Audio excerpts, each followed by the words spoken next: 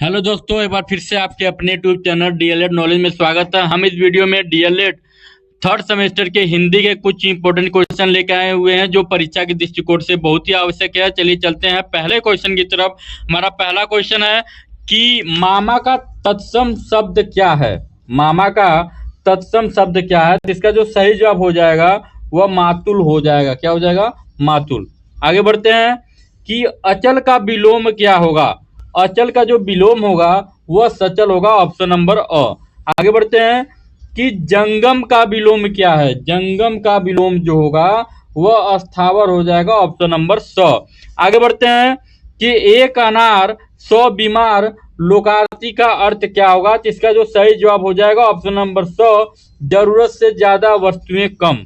ठीक है, मतलब जरूरत ज्यादा वस्तुएं कम। आगे बढ़ते हैं कि हाथ साफ करना लोकार्थी का अर्थ क्या होगा। तो इसका जो सही जवाब हो जाएगा ऑप्शन नंबर दो, वस्तु को चुरा लेना है, मतलब चोरी करना। आगे बढ़ते हैं कि मानक हिंदी का मूल आधार कौन सी बोली है। जिसका जो सही जवाब हो जाएगा ऑप्शन नंबर दो, खड़ी बोली हो जाएगा। ठीक है, आगे बढ़ते हैं कि दिए गए विकल्प में कौन सरस्वती का पर्यायवाची नहीं है। जिसका जो सही जवाब हो जाएगा वह भार्गवी हो जाएगा। ठीक है, भार्गवी, ऑप्शन नंबर दो।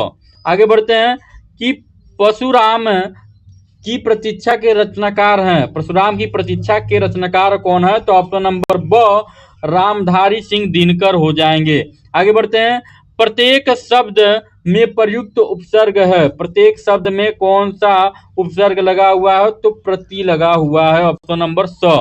आगे बढ़ते हैं कि शुद्ध वर्तनी का चयन करें। इसमें सबसे शुद्ध कौन सा। तो ज्येष्ठ, ऑप्शन नंबर द। आगे बढ़ते हैं, संस्कृत के वे शब्द जो हिंदी में ज्यों के त्यों प्रयुक्त होते हैं वे कहे जाते हैं। क्या कहे जाते हैं। तो तत्सम कहलाते हैं। ऑप्शन नंबर ब। आगे बढ़ते हैं, निम्न में से संयुक्त व्यंजन नहीं है। तो कौन नहीं है। तो ऑप्शन नंबर दो, ऋषि।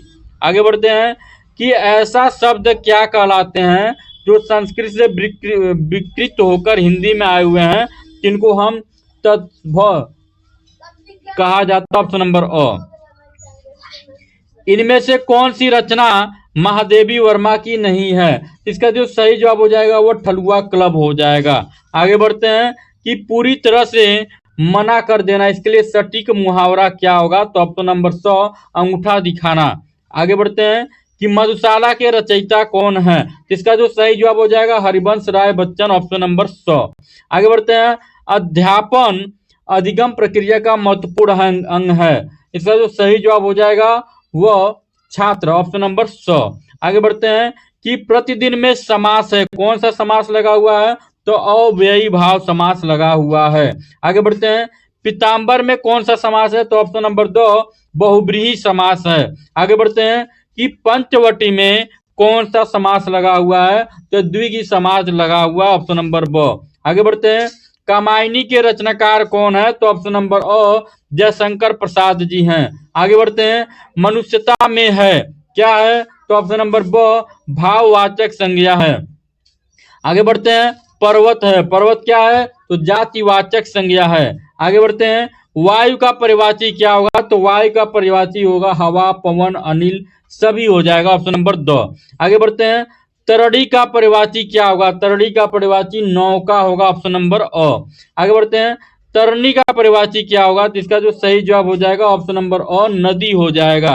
आगे बढ़ते हैं, भित्ति का पर्यायवाची क्या होगा। तो भित्ति का पर्यायवाची होगा दीवार। ऑप्शन नंबर ब। आगे बढ़ते हैं, देवेंद्र में संधि है। कौन सी संधि लगा हुआ। तो गुड़ संधि लगा हुआ। ऑप्शन नंबर अ। 9 2 11 होने का अर्थ क्या होता है। तो ऑप्शन नंबर ब, भाग जाना।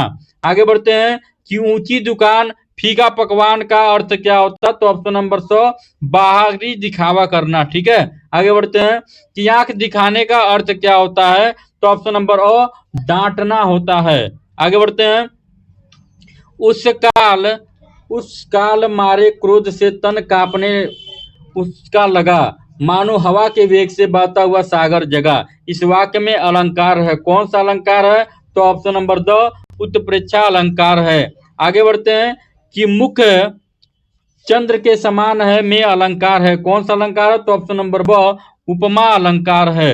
आगे बढ़ते हैं, तरनी तनुजा तट तमाल तरुवर बहुछाय में कौन सा अलंकार है? तो ऑप्शन नंबर अ अनुप्रास अलंकार है। आगे बढ़ते हैं। स्वागतम का संधि विच्छेद क्या हुआ? तो ऑप्शन नंबर 2 सु प्लस आगतम हो जाएगा। आगे बढ़ते हैं। निश्चल का संधि विच्छेद है क्या हो जाएगा? तो ऑप्शन नंबर निय धन छल हो जाएगा। आगे बढ़ते हैं। यथाशक्ति में समास है, कौन सा समास लगा हुआ है? तो अव्ययी भाव समास लगा हुआ है, ऑप्शन नंबर अ। काला घोड़ा दौड़ रहा, इस वाक्य में काला है क्या है? तो ये विशेषण बता रहा, ऑप्शन नंबर अ हो जाएगा। जो अव्यय क्रिया के विशेषता प्रकट करता है उसे क्या कहते हैं? तो ऑप्शन नंबर अ क्रिया विशेषण कहते हैं। आगे बढ़ते हैं।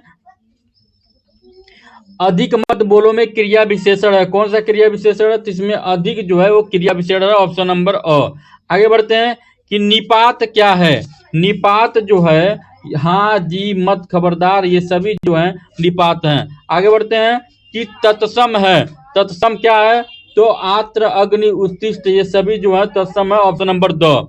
आगे बढ़ते हैं कि जलद का परिवाची शब्द क्या होगा? तो जलद का परिवाची शब्द बादल हो जाएगा। आगे बढ़ते हैं कि वसुंधरा का परिवाची क्या है इसमें? तो वसुंधरा का परिवाची पृथ्वी, ऑप्शन नंबर अ। आगे बढ़ते हैं कि देश प्रेम में समास है, कौन सा समास लगा हुआ है? तो ऑप्शन नंबर ब तत्पुरुष समास लगा हुआ है। आगे बढ़ते हैं। दशानन में समास है, कौन सा समास है? बहुब्रीहि समास है, ऑप्शन नंबर स। आत्मा उपसर्ग किस शब्द में नहीं है? तो ऑप्शन नंबर अ परमात्मा में। आगे बढ़ते हैं।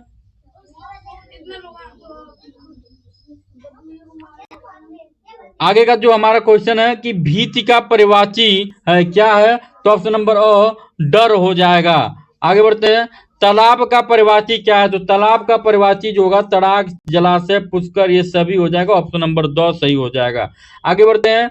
जागरण का विलोम है, जागरण का विलोम हो जाएगा निद्रा। आज का वीडियो यहीं समाप्त होता है, मिलते हैं अगले वीडियो में, तब तक के लिए नमस्कार, जय हिंद।